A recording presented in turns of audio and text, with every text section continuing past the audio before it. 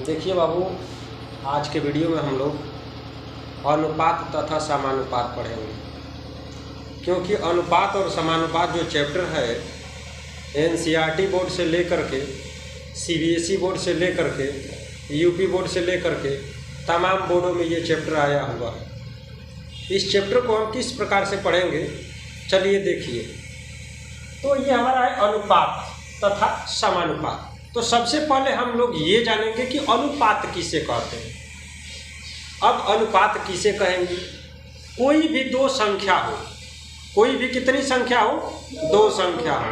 अब दोनों संख्या में देखेंगे भाग विधि से कि यदि एक संख्या से हम दूसरी संख्या में भाग देते हैं तो हमारा रिजल्ट क्या आता है, परिणाम क्या आता है। जो हमारा परिणाम आएगा वही हमारा अनुपात होगा। जैसे हम माने कि एक संख्या हमारी है 2 और दूसरी संख्या है हमारा 4। अब 2 में 4 से भाग देंगे तो इसको कह सकते हैं 2/4। 2 एकम में 2 और 2 दूना का 4, ये कट जाएगा तो ये इस प्रकार से हो जाएगा। इसका अनुपात करेंगे तो ये बट्टा वाला जो चिन्ह है यही अनुपात का चिन्ह बनता है। और अनुपात का जो चिन्ह होता है वो कैसा होता है, तो अनुपात का चिन्ह ऐसे होता है। इसको लिखने के लिए लिखेंगे 1:2 या 1:2। यही हमारा अनुपात इस प्रकार से लिखा जाता है। लेकिन हम अनुपात कहेंगे किसे? अनुपात तो हल करने के लिए हम लोग हल कर लेंगे कि दो संख्याओं में अनुपात क्या होगा, तो इतना होगा। देखिए, प्रथम संख्या से दूसरी संख्या में अनुपात क्या होगा, यानी कि 2 से 4 का अनुपात क्या होगा, तो 1:2। और वही बात आ जाए 4 से 2 का अनुपात क्या होगा, तो वो हो जाएगा बाबू आपका 2:4। जैसे देख लीजिए, 4 का हम अनुपात निकाले 2 में तो ये हो जाएगा 4/2। जब 4/2 हो जाएगा तो जानते हैं क्या हो जाएगा, इसको जब कटाएंगे तो 2 एकम में 2 और 2 दूना का 4, तो ये आपका हो जाएगा 2:1। क्या होगा, क्या हो जाएगा, 2:1। बात समझ में आ रही है। लेकिन अब देखिए, हम ये कहेंगे कि अनुपात किसे कहते हैं, तो इसका परिभाषा सिंपल और साधारण अपने लैंग्वेज में क्या होगा कि किसी संख्या को किसी संख्या से भाग विधि से तुलना करना। किसी संख्या को किसी संख्या से भाग विधि से तुलना करना क्या कहलाता है, अनुपात कहलाता है। क्या कहलाता है, अनुपात कहलाता है। बात समझ में आई इतना? चलिए, जब बात समझ में आई तो इसके आगे 1-2 क्वेश्चन चल। देखिए, बात ये कि अनुपात तो हम समझ गए कि अनुपात किसे कहते हैं, किसी दो संख्या के भाग विधि से तुलना करना अनुपात कहलाता है। लेकिन बात है कि अनुपात की तुलना कैसे करेंगे। एक दूसरा अनुपात है, एक दूसरा अनुपात है। जैसे मान लीजिए कि हमें एक प्रकार से शरबत बनाना है। क्या बनाना है, शरबत, जिसको आप लोग रस कहते हैं। मान लीजिए कि 1 केजी चीनी में 5 लीटर पानी पड़ता है। कितना पानी पड़ता है, 5 लीटर। 1 केजी चीनी में 5 लीटर पानी पड़ता है, तो 2 केजी चीनी में कितना लीटर पानी पड़ेगा, 10 लीटर। ये हम अनुपात विधि से किए। उसी प्रकार से ठीक हम दूसरे भाषा में अब कहें कि किसी दो चीज को मिलाए 1:2 के अनुपात में। किस अनुपात में, 1:2 के अनुपात में। एक आदमी को 2 चॉकलेट दे दिए। कितना, एक आदमी को 2 चॉकलेट। अब 3 आदमी है तो कितना चॉकलेट होगा, उसी रेशियो से, उसी अनुपात से कितना होगा। तो एक आदमी को जब 2 दिया जा रहा है तो 3 आदमी को कितना दिया जाएगा, 6 दिया जाएगा। तो देखिए कैसे बाबू, देखो इससे इसमें हम तुलना करेंगे, ये हो जाएगा 1/2। क्या हो जाएगा, 1/2। और देखिए बराबर करेंगे तो ये हो जाएगा 3/खाली। दोनों अनुपात को भाग में बदल लिए, और जब भाग में अब बदल लिए, इसका एक हम सिंपल तरीका अपनाएंगे कि ये हम कैसे निकालेंगे। तो ये इधर भाग में है तो इधर किस में आएगा, गुणा में। और ये इधर भाग में तो इधर किस में आएगा, गुणा में। तो देखो बाबू, भाग वाला दूसरी साइड में बराबर के उस साइड में जाता है तो गुणा में बदलता है, गुणा वाला भाग में बदलता है, जोड़ वाला किस में बदलता है, घटाना में, और घटाना वाला जोड़ में। तो देखिए, इधर जो ये क्वेश्चन मार्क है ये भाग में है, तो भाग में क्या आ जाएगा, 1 गुणे क्वेश्चन मार्क। ये क्वेश्चन मार्क यहाँ पे चलाया और जो ये जो है उस साइड में जाएगा तो ये इधर भाग में तो उधर जाएगा तो किस में होगा, गुणा में होगा। ये हो जाएगा 3 गुणे 2। बात समझ में आई? अब क्वेश्चन मार्क का आंसर क्या आ गया, 3 गुना 6 क्या हो गया, यानी कि यहाँ पे हमें क्या होना चाहिए, यहाँ पे 6 होना चाहिए। बात समझ में आई? जब बात समझ में आई तो इसके आगे आप लोग कर सकते हैं क्वेश्चन। चलिए देखिए, ये है 3 समंदे 5 बराबर 9 समंदे खाली स्थान। इसको हम कैसे हल करेंगे, तो इसको भिन्न में बदलिए। जब भिन्न में बदलेंगे तो क्या होगा, 3/5 बराबर 9 क्वेश्चन। इतना बात समझ में आया? जब इतना बात समझ में आया तो देखिए इसको कैसे करेंगे। अब ये भाग में इधर है तो इधर किस में जाएगा, और ये आपका भाग में है तो इधर किस में जाएगा, तो क्वेश्चन मार्क बराबर आपका हो जाएगा। देखिए यहाँ पे 3 गुणे क्वेश्चन मार्क बराबर 5 गुणे 9 होगा। अब क्वेश्चन मार्क को करेंगे तो ये 3 जो गुणा में इधर है, इधर किस में जाएगा, भाग में। तो 5 गुणे 9/3 हो जाएगा। और 3 से 3 कटेंगे, 3 से 9 कटेंगे तो 3 बार में कटेगा। और 5 गुणे 3 बराबर कितना होगा, 5 गुणे 3 बराबर 15। क्वेश्चन मार्क के जगह पे हमें क्या होना चाहिए, यहाँ पे हमें 15 होना चाहिए।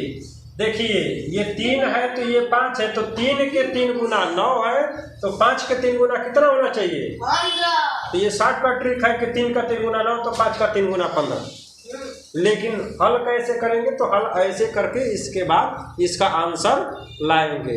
बात समझ में आ गया? चलिए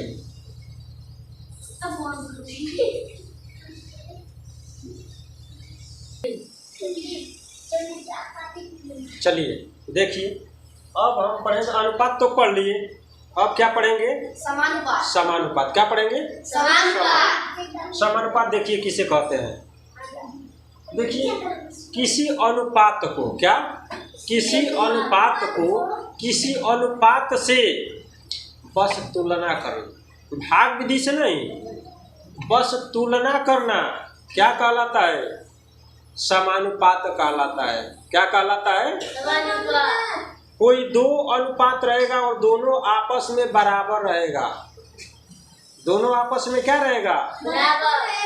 उस प्रकार के अनुपातिक को समानुपात कहते हैं। क्या कहते हैं, समानुपात कहते हैं। जिस प्रकार से आप लोग अच्छे से समझ लीजिए, नहीं तो पीटेंगे। देखिए अब कोई 2 अनुपात लीजिए जो आपस में बराबर हो, कैसे लेंगे, तो देखिए हम एक लेते हैं 7 समंदे 8। 7 समंदे क्या है, और दूसरा इसी के इक्वल में एक हम अनुपात बनाएंगे जो नंबर अलग रहेगा। मान लीजिए हमारा ये है 4। अब 4 समंदे यहाँ पे क्या रहेगा, और ये कह रहा है कि ये अनुपात आपस में क्या है, तुलनात्मक रूप से बराबर है। तो इसी तुलनात्मक रूप के बराबर को 4 डॉट से हम लोग प्रदर्शित करते हैं, और इसी को क्या कहते हैं, समानुपात। क्या कहते हैं, समानुपात।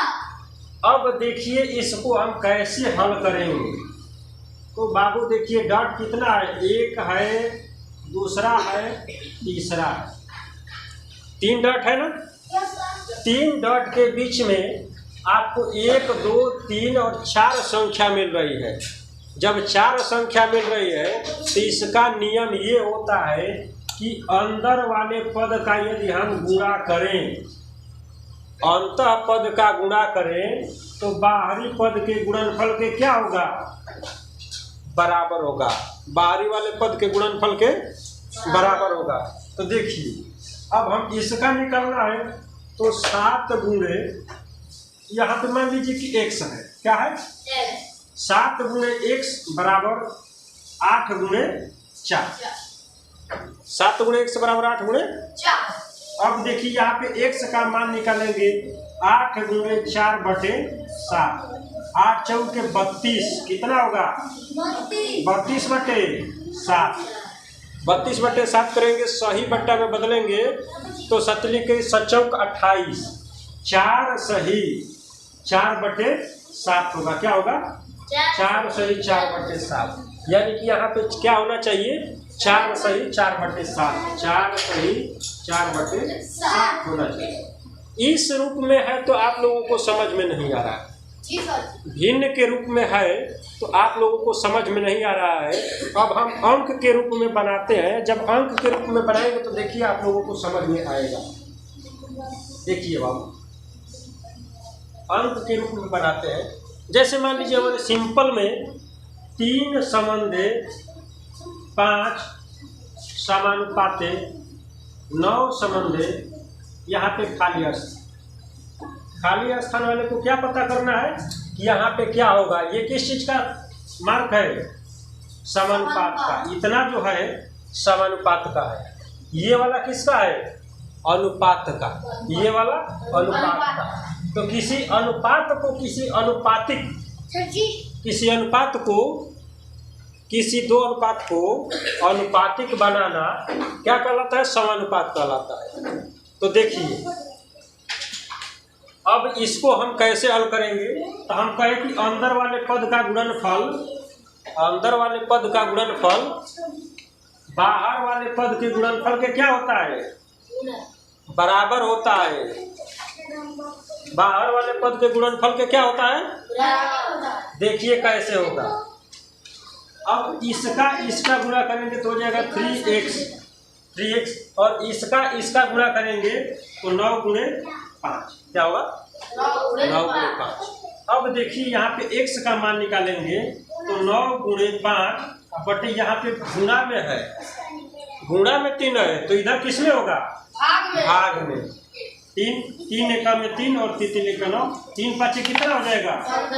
15। ये हमारा क्या है? x का मान है। तो x का मान कितना होगा बाबू? 15। बात समझ में आया? तो समानुपात का नियम होता है, क्या होता है अभी हम लिख देते हैं और आप लोग उसे समझ लीजिएगा। तो हम यहीं पे थोड़ा बहुत लिख देते हैं। और पदों का गुणनफल, अंतः पदों का गुणनफल बराबर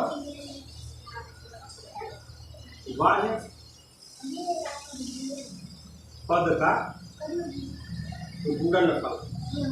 बात समझ में आया? अंतः पद का गुणनफल बराबर बाहरी पद का गुणनफल। तो अंतः पद आपके 2 है और बाहरी पद भी कितने हैं? 2 है।